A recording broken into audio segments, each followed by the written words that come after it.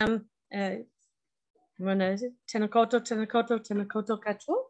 Welcome everybody to the Lunch and Learn.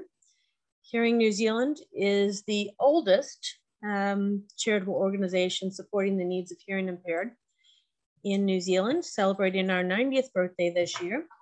We will be doing our 90 Hearing Heroes this year. So if you have any specific people that have helped you in your journey, either helping people with hearing loss or people that are hearing impaired, please feel free to nominate them at liaison.co.nz.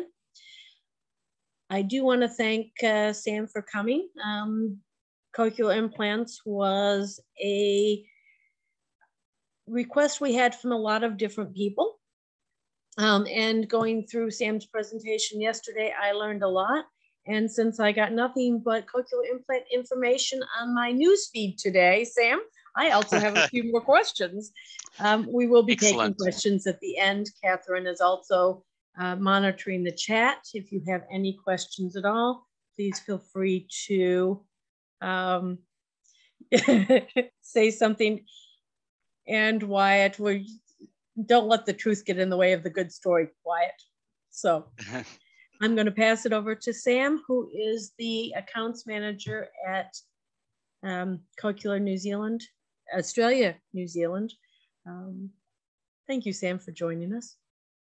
Thank you very much, Lisa, and thank you everybody for joining us or watching this as a recording. I'm really looking forward to delivering this to you. So thanks for joining us for Beyond Hearing Aids, and this is updates for Cochlear Implants in New Zealand. And we really appreciate the time, you taking the time to join us for this topic, and hopefully you'll learn a lot and have some great questions for me. So I'm Sam Jeffs. I'm a clinical account manager for Cochlear in ANZ, and I've worked for Cochlear New Zealand for a couple of years now, but for many years in hearing. So I hope I do this a good service. Anyway, let me begin. So our mission, we help people hear and be heard. So we empower people to connect with others and live a full life. We transform the way people understand and treat hearing loss, and we innovate and bring to market a range of implantable hearing solutions that deliver a lifetime of hearing outcomes. And I hope I'll cover some of this today in my presentation as well, so you'll see. We're essentially the global leader in implantable hearing solutions, and we're actually headquartered in Sydney in Australia. So this is an Australian invention, which has gone around the world. We've actually got quite a large ANZ field support team, and I'll give you some contact details later on in the presentation. We actually supply products to more than 100 countries and spend more than $160 million of our revenue each year on research and development to improve the existing products and to bring new ones around. So let me cover what we're going to talk about today. So I'm going to go over what hearing loss and prevalence is globally and where cochlear implants fit in. We're going to talk about the implants themselves, how they work, and then do some myth busting, because I think it depends a little bit on when you learn about them originally or where you've got your information from. But there is quite a lot of myths that we want to kind of cover off in this presentation.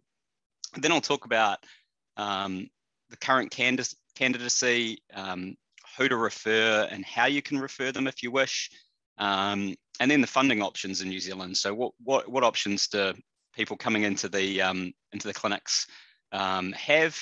And then we'll do a bit of a recap, and of course I will answer as many questions as I can. So bear with me with that. So essentially 460 million people worldwide live with a disabling hearing loss. It's around about 1 in 3 people over the age of 65. And of those 460 million, around about 15 million would actually benefit from a cochlear implant or a bone conduction implant. And so unfortunately for us, it's less than 5% of people who may benefit from one of these that actually have one. And this is obviously one of the reasons that we want to talk to you guys today as well, is that the more information that we can get to these patient groups, you know, the more easily people could realize that the next step after hearing aids, you know, might be an implant for them. So while we think hearing loss sounds inevitable, it's one of those parts of aging that is treatable now. So in the past, I think people just thought it was an unavoidable part of aging and you couldn't do anything about it. But now we have a few different options. And as I said, for us, cochlear implants is one of those options once you get to a certain stage of your hearing loss. Now, there is 95% of people who think that hearing is an important part of overall quality of life. I do worry a little bit about the 5% who don't hear, because of course for us, hearing is communication, right? You know, it's how we link to other people, and it's how we link to our communities and things like that. So we've done a reasonably good job in terms of letting people know, you know, where they can get their hearing tested. Around about 7 in 10 people know, and there's quite a lot of places in New Zealand where you can go to even just get screened these days. However, fewer than 4 in 10 have actually had their hearing tested in the last couple of years. So there is a few that are not coming and checking where their hearing's at.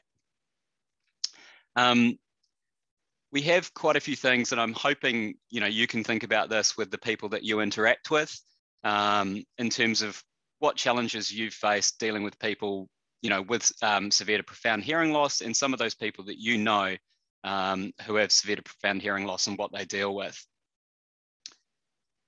So we have, when we have severe to profound hearing loss, the main cause is usually sensorineural hearing loss, which is hair cell damage. And I've got a photograph here, or two photographs. The one on the left is a nice, healthy cochlear hair cells.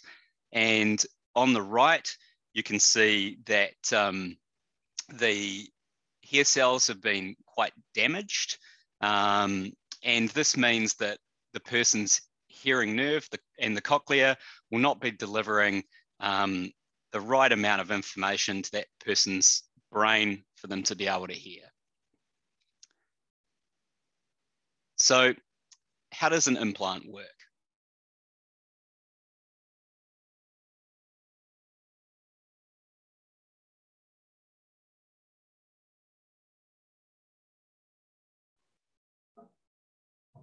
Have we lost you, Sam? You're frozen. Hello, Sam. The patient? Oh, and he's back. I'm we back. Lost you at how does a cochlear implant work? Yes, I know. It went a little bit slow at my end, so I will start again. Right, good.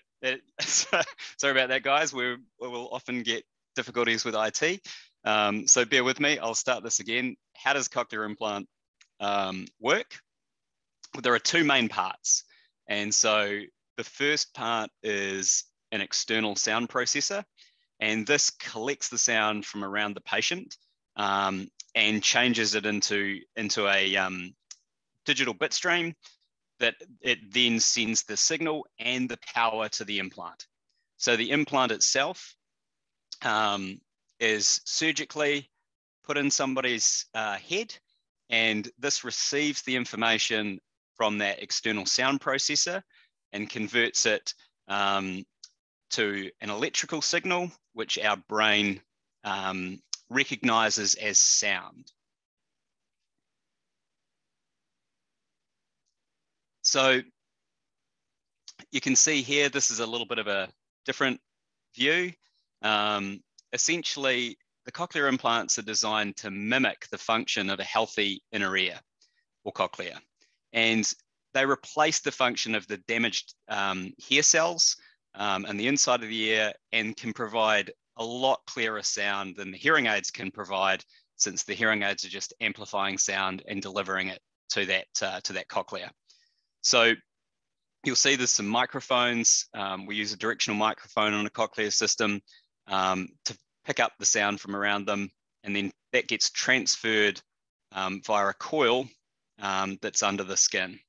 And then the cochlea picks up the signal and delivers sound to the patient. So some of the things, the exact outcomes that occur depend on many factors. And what you'll see actually is that for us, a cochlear implant often means that somebody can interact with friends and family, talk on the phone, watch TV without extra assistance. And some of the things that they'll say is, I don't feel so vulnerable if I need to talk to somebody I don't know. I'm able to watch TV instead of straining or using subtitles. I've gone back to doing the hobbies I used to enjoy before I lost my hearing. When I go shopping, I don't need to take a friend, and I can hear what the bus driver or the shop assistant is saying. I feel less isolated, and knowing I'll hear on the phone or when the doorbell rings is quite important. Or going out for a meal with friends is a pleasure because I don't feel excluded from the conversation. So when do we start discussing cochlear implants with our clients? And I think this is a really important one because, and I'm a good example of this, but when somebody says surgery, I start backing out of the room, right? So what we find is that it's actually a little bit of a journey for a patient. And unfortunately, a lot of patients just don't realize that the implants are an option for them. So candidate itself is a journey, not a destination. And I think you'll all be aware of this. It starts with, I need help. And often the best option to begin with for patients on this journey is hearing aids. And these will help them in a lot of situations and a really, really good solution for most hearing losses. As their hearing loss increases, they'll end up with stronger hearing aids. And again, these will be a really, really good option and able to deliver them what they need in their situations. Now, they progress through this journey again to even stronger hearing aids. And at this stage, we think we should start talking to them about cochlear implants so that they understand that the next steps in their journey might be stronger hearing aids, but there might be another option for them as well if that's no longer available. So they may go to even stronger hearing aids again. And then, of course, we might end up referring them through for an implant. So cochlear implants, one of the myths that comes up is that cochlear implants only provide awareness of environmental sounds and help with lip reading. However, most cochlear implant users can enjoy one-on-one group conversations and talk on the telephone as well. We actually find that within sentences and quiet, on average, people perform at around about a 90% speech discrimination, and this is 12 months post their operation. So the improvement can be huge. I like to say that it's binary. They often go from not being able to understand sentences in quiet to 90% of the time being able to understand those sentences. And that's a huge, huge difference. Now, this does vary a little bit, and I want to talk about this as we go forward, because a lot of people think that cochlear implants are only suitable for people with total hearing loss. And this is just not the case these days. So people with moderately severe to profound hearing loss, even if it's only in one ear, can actually benefit from a cochlear implant. And the idea was originally where cochlear implants were used when somebody had total loss. So implants have actually been around for more than 40 years. And I joke about this because Elon Musk keeps talking about his neural link. And I have to say, but Elon, we've been doing something similar for more than 40 years. So what you'll find is that what we've used implants for have changed over time. So originally it was unilaterally implanting adults with bilateral profound sensorineural hearing loss. And then we started unilaterally, which is one ear, implanting children who had similar hearing losses. Then we started using implants unilaterally for other disabilities. Then we started bilaterally implanting recipients. And we're really lucky in New Zealand. The government funds pediatrics very well here. So these days, a child who needs it will be bilaterally implanted with an implant if they're picked up on newborn hearing screening or some of the other systems that we have. And this gives them really, really good hearing outcomes. So it's a fantastic thing that we do look after them really, really well. One of the other myths that is very, very common, and a huge amount of audiologists even think this, that the cochlear implantation results in the total loss of all natural hearing. Now, the implants themselves these days are designed to preserve residual hearing. And some even combine natural low tone hearing with an input from the CI in the same ear. And I'm going to show you this in a slide. So one of the reasons, and Lisa hates this upcoming slide because it's a little bit complicated. So I apologize for this, but we have really changed the way we do an implant. And a lot of this is around making it less traumatic. Now, less traumatic is great for a couple of reasons. And those reasons are we don't damage the existing hearing. And the other one as well is that the surgery recovery is very, very quick. And also the surgery time has come down a huge amount over the last 40 years. And what this slide's showing, and I'll be very quick about this, and you're welcome to ask me loads of questions later on, but essentially we've redesigned the implant so that it does a lot less damage when it's inserted, and then over time, the hearing remains. So they're a very, very sophisticated system these days. And most patients we switch on in New Zealand the next day. So it's so little trauma that they're switched on the day after the surgery has been performed. And I want to show you here that post-surgery, we have on average a threshold shift, but it's not large. And also that post-surgery, their thresholds with the implant on actually usually sit at a normal level. So what that means is they can hear or pick up threshold sounds normal, like somebody when they're young, and that allows somebody to actually perform really well with the implant post-surgery. And you'll see that there's a shift here if you can see this in the graph, but we test their residual hearing after 12 months, and there hasn't been a huge change from pre-surgery. And I think a lot of people are unaware of this. They often think that when they have the implant, it's going to destroy all of the hearing in that ear. And this is an understandable fear because, in the past that could be the case. But these days we're actually trying to design the implant itself to do to be as effective as possible. And with that, we actually have something called hybrid hearing. Bear with me here, I've got a little lag.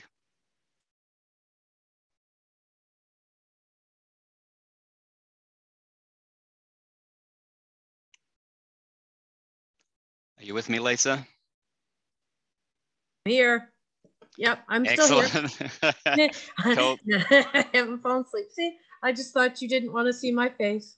No, it's all right. Oh God.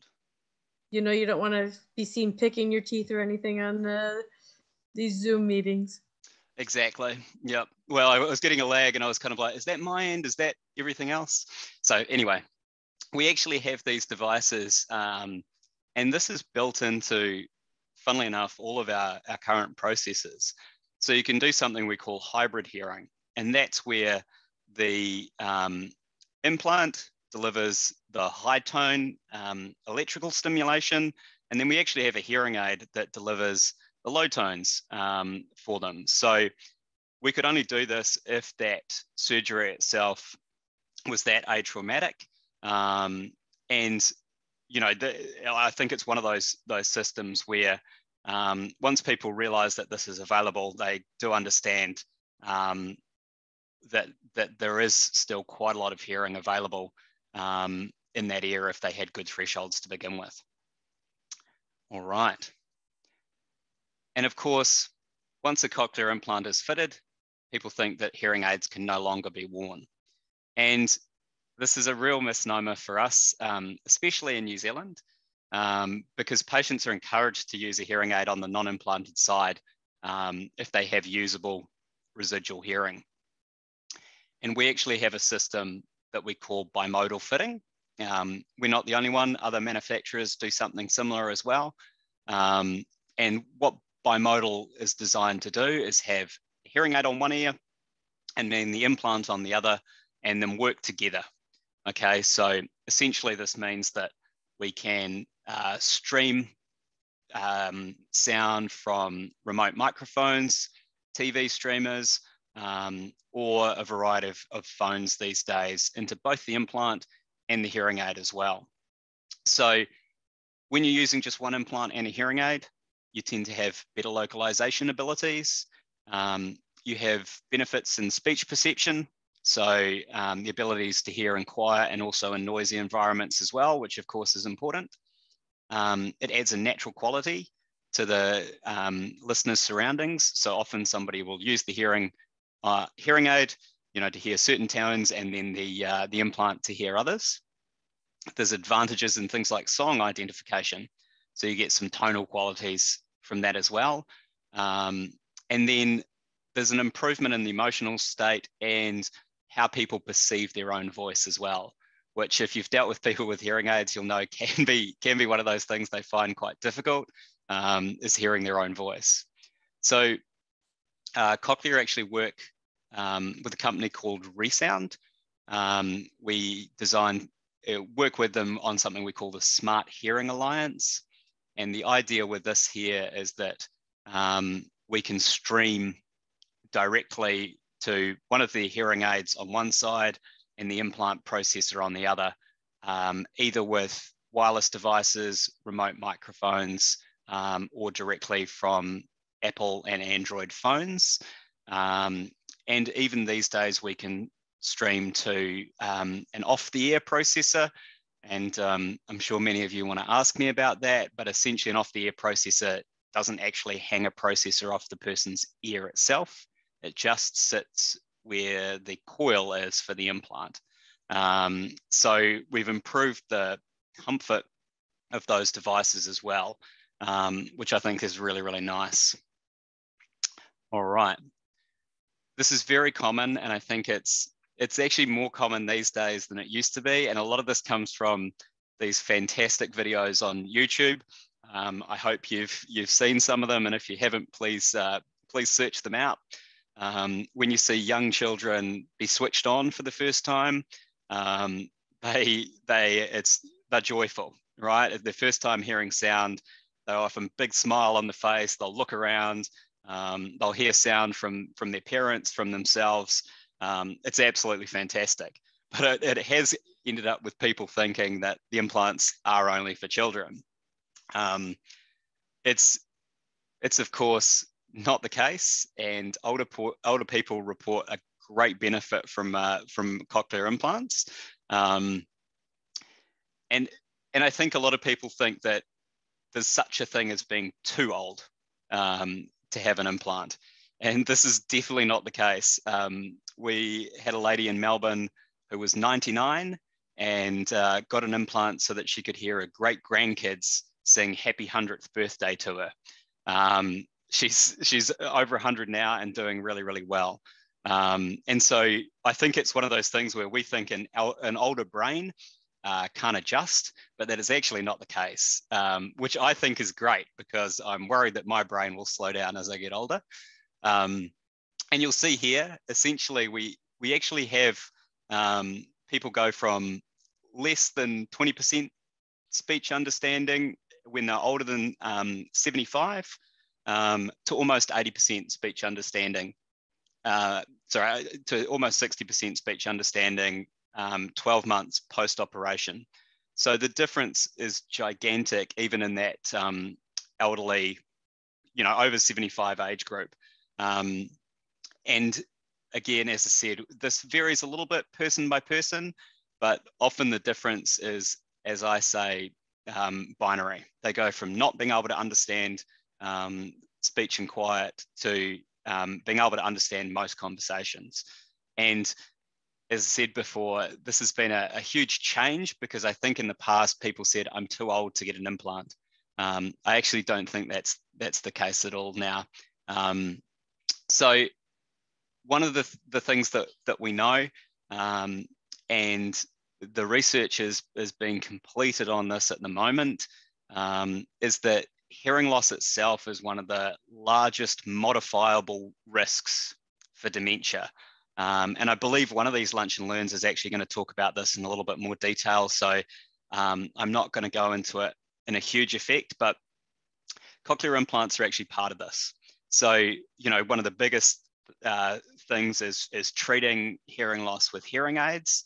But cochlear implants can have a similar effect if people need an implant rather than hearing aids. If they don't get the benefit from hearing aids, then these risks for dementia will be higher. So since hearing loss affects almost 500 million people and has a significant impact, it's one of these things that if we can get the message out there a little bit more for people to look after their hearing and to treat disabling hearing loss, then hopefully we'll have less people dealing with dementia later on in life. And I believe the research from Franklin is coming out next year, which should be really, really interesting. All right. One of the other myths that we have, and I do hear this a lot, unfortunately, is that it's brain surgery with a lot of risks. Now, cochlear implant surgery is actually very routine, and the brain is never exposed when you perform this surgery. Now, the surgery is actually becoming more and more routine, and as I said before, it's a lot of the design of the implants themselves is to make the surgery easier and faster and with less trauma. So I do want to cover a couple of these things off. It's usually performed by an experienced neuro-otologist or otologic surgeon. It's actually relatively quick and relatively low post-operative pain. In New Zealand, we'll usually see somebody overnight, but in some countries, you'll often go home straight after the surgery. You won't even be required overnight. It really requires minimal post-operative care. And as I said, almost standard in New Zealand is to do what we call a next day switch on. So you have the surgery on a Monday, for example, and then you'll have your switch on, which is your first fit or your first mapping the next day on the Tuesday. I think this is great because I think, for me, I would be nervous that the surgery hadn't gone well and worried that that everything wouldn't turn on. So essentially you wake up the next day and you get switched on and you realize, oh, okay, it's all new, but I've got a lot of sound to learn about now. And major complications for us are very, very rare. So it has changed from being quite a major surgery to being, as I said, quite routine. And this is one of the reasons that that age isn't a limiting factor as much anymore. Because when it was a really long surgery, that put a limit on how healthy you had to be to have the surgery performed. And that limitation is just reduced so much over the last about 25 years, which is absolutely fantastic.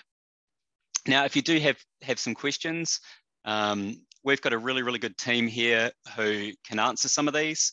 There's an email at hearinghelp@cochlear.com and an 0800 number that you can call as well.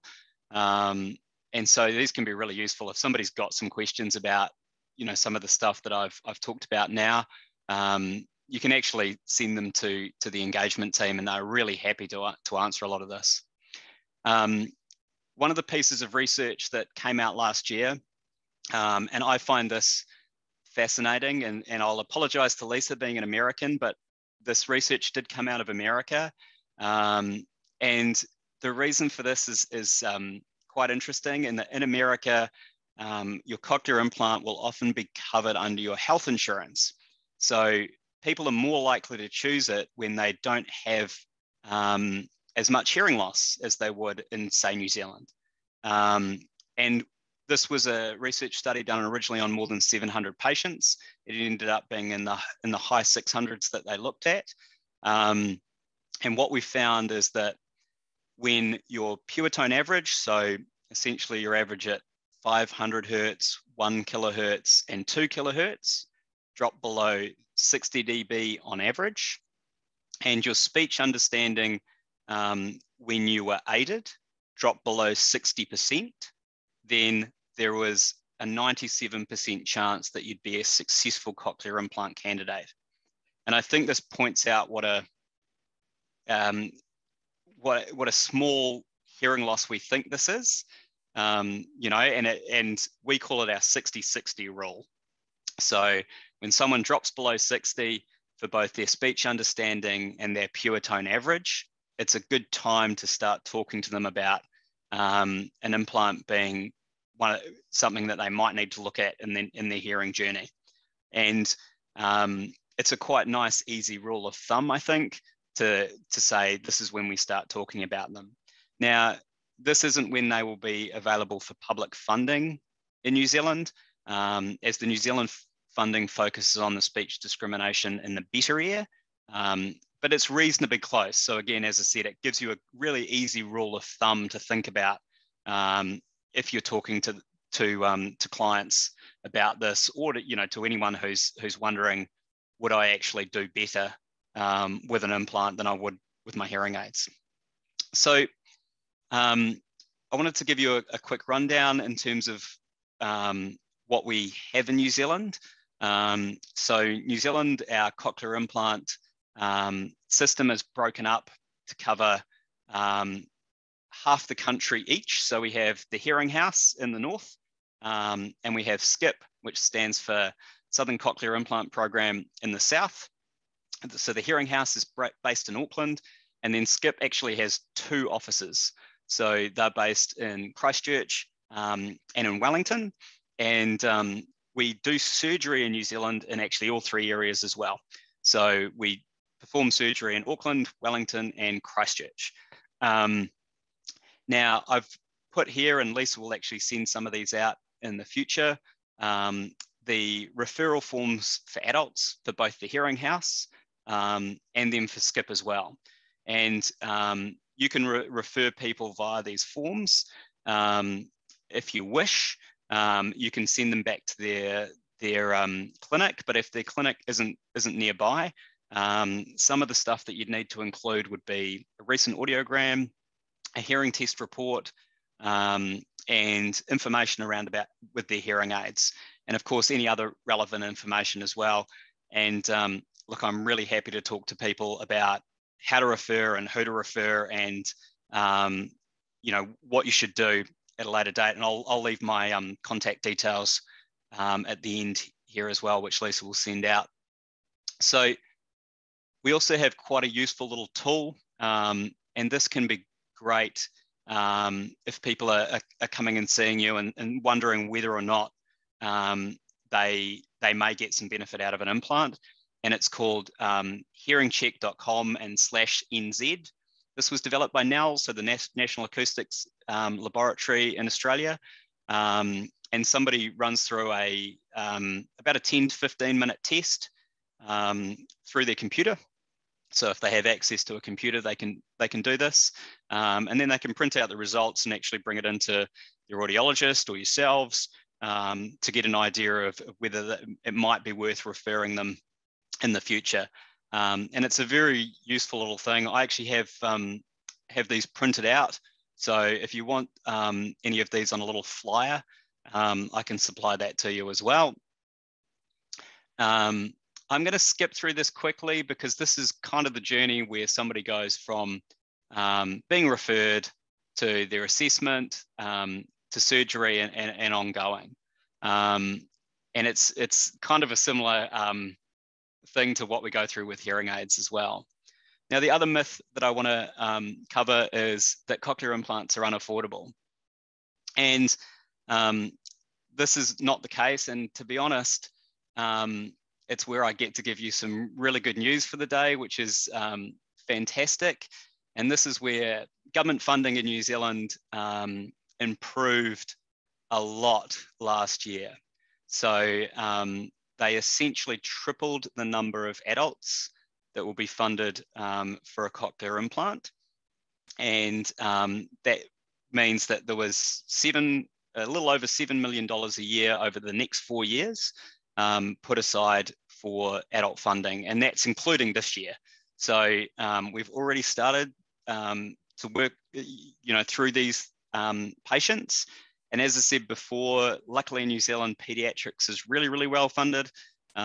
So most children will be implanted bilaterally, and now we have a wait list for adults, which will be a lot less in terms of time because of this increased funding. So there'll be around about 60 adults seen in the Northern program and around about 60 adults seen in the Southern program each year for 4 years. And we want the government to continue to fund this. It's been a huge improvement to where it was a couple of years ago. And we hope that this becomes consistent funding. So when the implant itself is government funded, that also means that the upgrade, so a new processor in 7 or 8 years' time, is covered, and the cost of being seen by audiologists and things like that is covered. Now, the waitlist itself is ordered via clinical priority, and if you want any more information about that, please don't hesitate to reach out and ask. But of course, there isn't a waitlist for children, and this was one of the things where, even during the lockdowns, children who needed it were being scheduled for surgery. So we're really, really good here at making sure that children don't wait, and that's vitally important, for their development. The other thing that we have is there is still an option of private, and a lot of people do choose this. There's things like 5-year interest-free finance options. And again, I think a lot of people are not aware in New Zealand that if they have some health insurance, that can often cover some of the cost of the implant. And, this has been taken up more, but I think a lot of people don't realize that the surgical cost, can be covered under their health insurance if they have it. There is also some funding under things like ACC, and then bequeaths and donations and things like this as well. And you might have seen some great stories which Pindrop highlighted, and some of the other people that advocate for implants, and they do a fantastic job just around some of these people who received donated implants and are doing fantastically well. I have a couple of quick questions, Sam, on the certainly. cost. Oh, yes, please. Wyatt wants to know if the cost is the same for all ages, and what is the typical cost of the evaluation for suitability? So the evaluation itself is free. That's covered. And yeah, so that's actually lovely. And we even, as part of the budget, if somebody lives outside of Auckland, Wellington, Christchurch, then the travel costs will be paid for as well.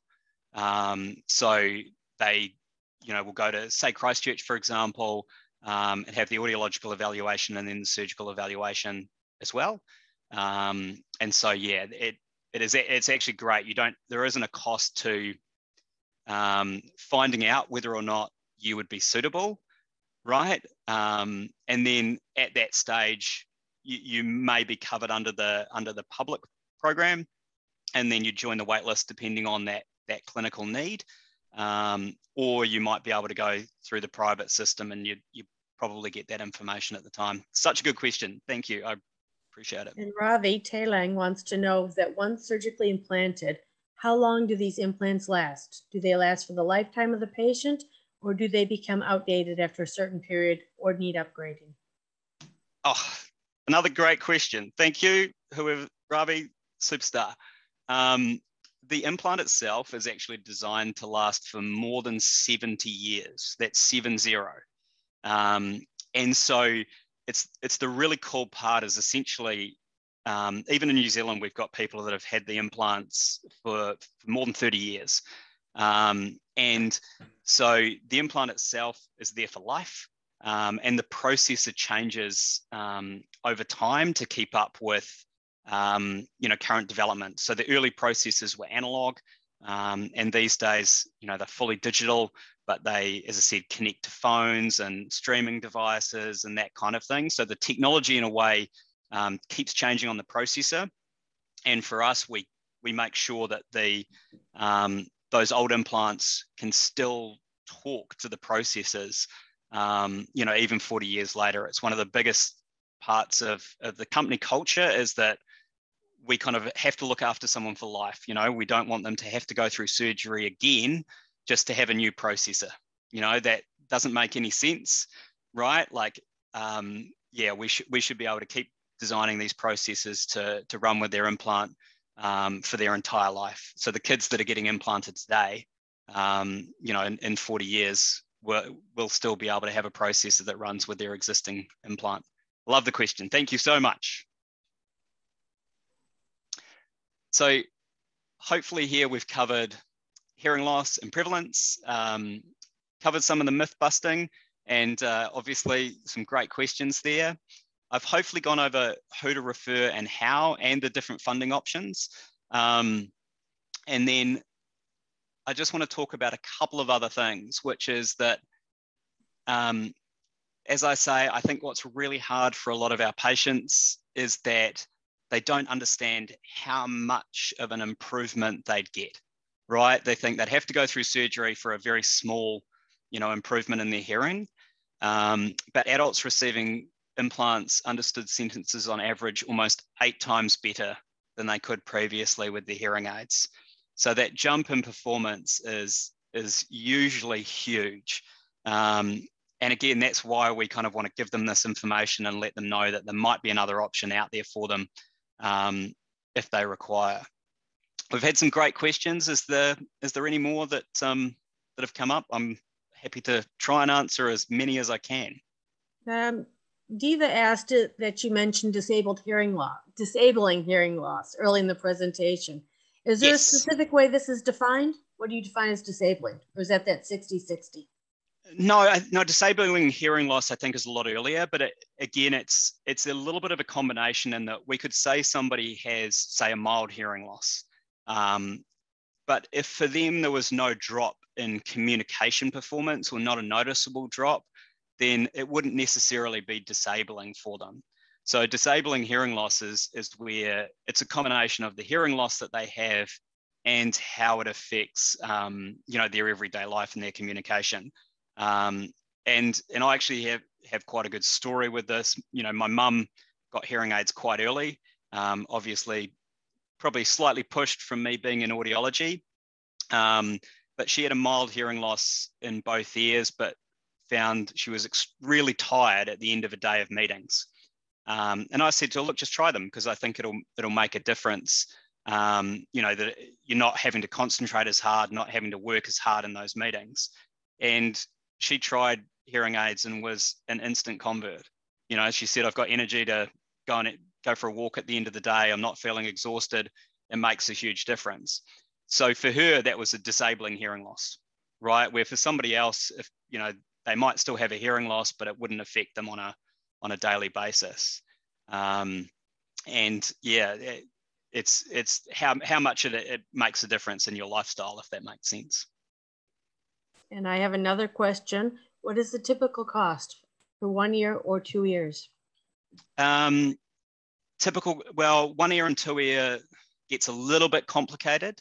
2 ears, there's usually some discounting because if you've done both at once, there's a reduction in surgical time and usually also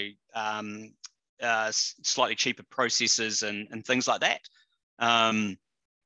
But for 1 ear, you're usually looking at around about $50,000 in total, and that's both the surgical time and the technology itself. But that's very much a ballpark. And then, as I said, sometimes some of that is covered under insurance, so there's a bit of variation there. And yeah, it's worth talking to, your surgeon about that stuff, because they'll often be able to break it down for you and give you a few different options. I read an article this morning on children with single-sided deafness with 1 ear, and they're now implanting those where the hearing is normal on one side, yet they've got a significant or no hearing on the other side. Yes. I didn't realize that was even for the population. And does that also apply for adults? Can you do that single-sided deafness? And why 100%. Yep. And I have a story here. And again, this is quite an interesting one, because I think in New Zealand, our public funding doesn't cover it at the moment. So we don't have a huge population here yet. But I'm aware of somebody who works with children, and so lost the hearing on one side and found it very difficult to perform their job. Even using something like a cross system where you've got the hearing aid, on the good ear and the microphone on the other, sending the sound across, because they were really struggling, in those noisy environments to determine, what the kids were saying. And they ended up using an implant on the ear that lost with the sudden loss to solve those problems for them so that they could perform better at work. Now, they had to do that privately. And personally, I would have loved it if we, were able to fund some of those things, under our public system. But at the moment, that's not the case. They will be judged on their better ear. And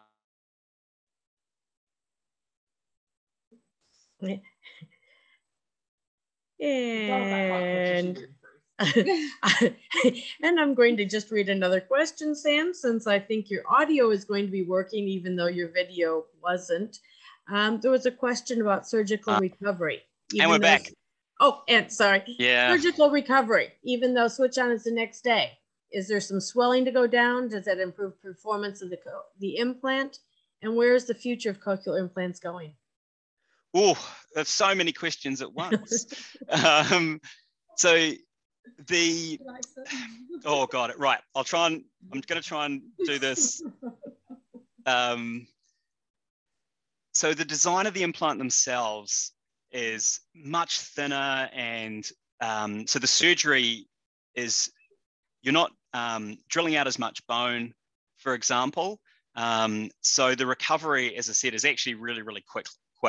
There are some places in the world where it's even done under local anesthetic, right? So, the surgery is performed and the patient essentially doesn't even get put to sleep. So they get up from the surgery and go home. And I think in a way, that's the future a little bit. We're also designing things like off-the-ear processes, which will become, more and more comfortable and an easier way to send the sound to your implant. And of course, we're also constantly working on improving speech discrimination. So how we can deliver that electrical stimulation to make speech easier to understand in the future.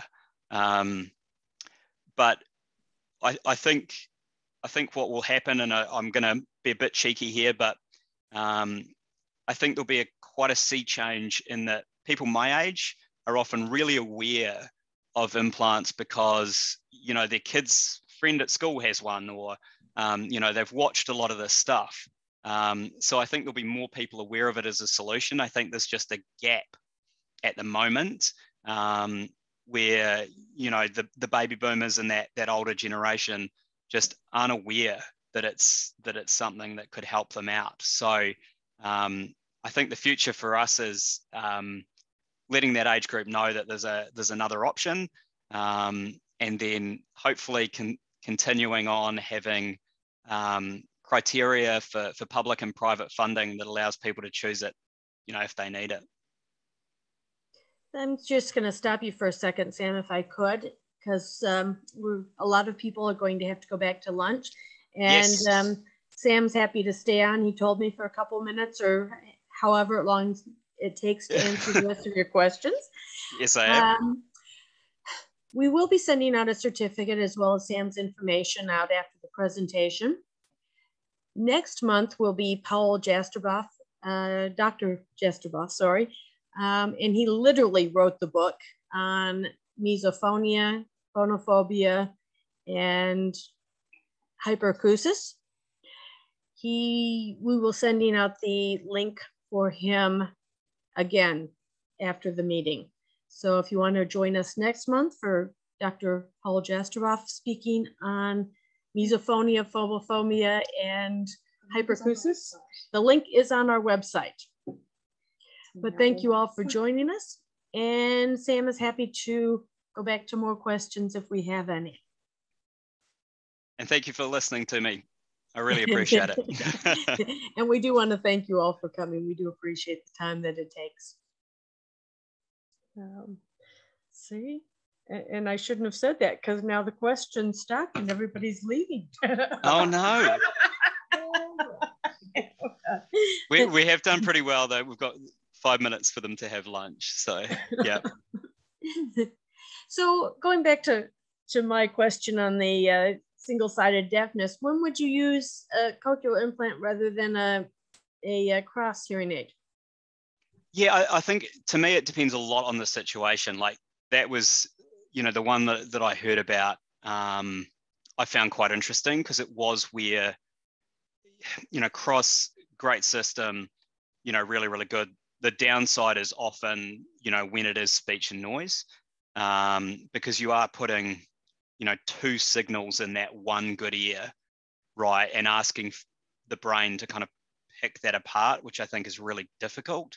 And, you know, so this was quite a particular situation. Now, I think that changes a little bit in pediatrics because I think that's where it's coming through now where, you know, you're giving that child the option to, you know, realistically develop binaural hearing, you know, when they've got that loss on one side, you know, rather than a cross system where you're just delivering that information to the good ear and not stimulating the other side. And again, it's going to depend a lot on what caused the single-sided deafness.